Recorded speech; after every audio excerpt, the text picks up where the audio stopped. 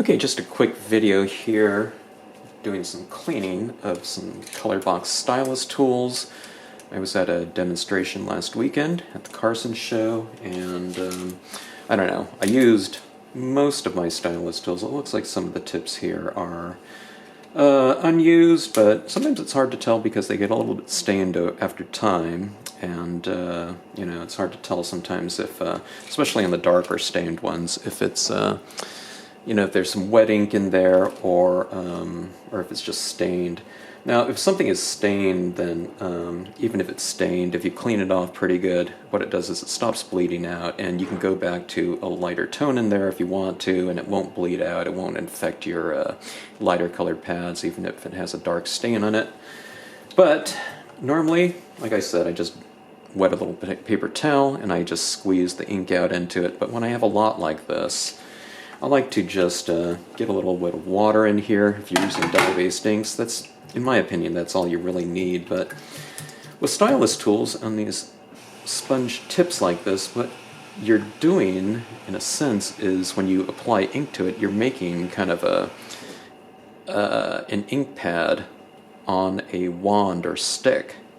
So they can really hold a lot of ink at times. Okay, this is one that I just used on let's see, I think it was my last video, so you can really see the ink, I think, kind of bleeding out into the this little dish here.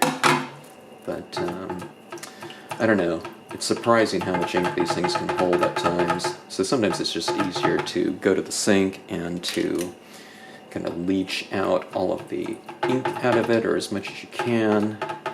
And I just kind of lightly dab it down. Now here's one of the things that if you do this, if you have a lot of these, a lot of times I'll hold it, you know, from up here and I'll dab down. But if you're using a lot of pressure, like if there's a lot of ink in it, hold it farther down, or on the wand, just so that you're not putting a lot of pressure right in here at that angle, so that this end doesn't crack off or something like that over time. And I've done that before just because I was being, I don't know, careless, and I was at a show or something like that. You know, when you have, you know, you're running through a lot of we used to do make and takes in the booth, but I don't know, we were cleaning out a lot of these wands. You know, you're cleaning it out hundreds of times in a day, so sometimes I was just not careful and I'm doing 2 at a time or something like that. And over the course of, you know, not that one show, but probably over several shows, or if not over the course of a few years, because these can in theory last, you know, forever. It just built up too much pressure and that stress in that angled area over time, and it cracked off. So just hold it down. Sometimes I put my finger on it like this, and I just squeeze it up and down, and you'll get that ink to come out. And like I said, I don't really find the need for any types of special conditioners or cleansers in it. This one looks like it has a lot of blue ink. Let's see. Not too bad. Now on some of these, what some people do, and what I used to do a lot of times, is I'd leave one applicator for one particular hue, okay? So it might be one for blue, one for black, one for the yellows, another one for the reds. And what you do is you just kind of blot it off maybe on a piece of paper, or you just leave it as is. And then what you do is you just throw all these in like a Ziploc bag so that the ink in that tip right there never really dries out completely, and it's ready to go. So you can save, you know, a different tip if you have enough of these for a particular family of colors, or you know, within a given hue. Okay, I usually use these in a range of values though, so if you have one that's left for green and you want to use a light green, you'll probably want to take most of the ink out of that if you're doing it, if you're utilizing them in that manner, you know, where you're saving the ink that remains in there. This one had a lot of green, you can see. Just kind of blot it out. Going down, you can see it's continuing to leach out of there.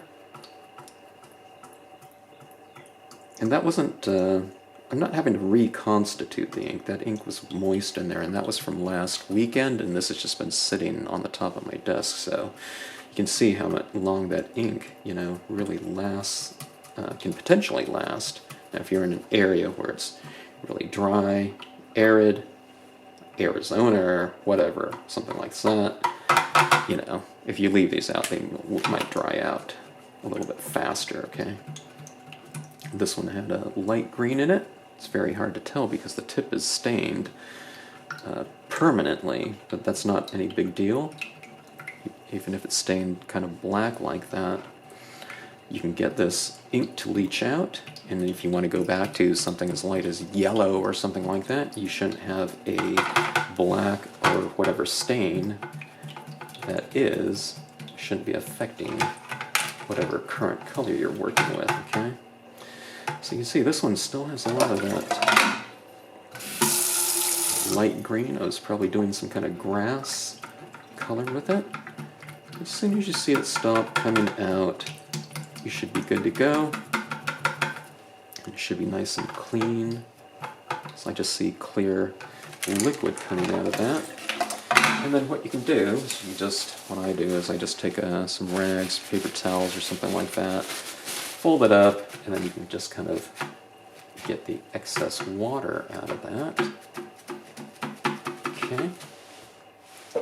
So, now these are just water-based inks that I'm typically using this with. I'm not using it with something like a, you know, like a StazOn or alcohol ink or something like that, okay? So with those ones, you might have to do some special cleaning with them if you do end up using these, or you just see these tips as being kind of more disposable. Over time, they might kind of dry out and harden the sponge.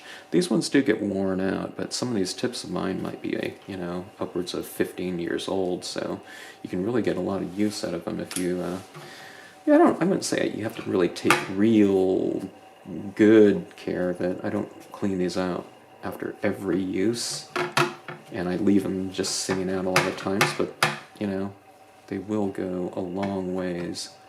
And I have tips on how to use them and what not to do, especially in a separate video. But this is just your cleaning, and what I'll do is I'll just leach out most of the moisture out of them. I just let them air dry after that.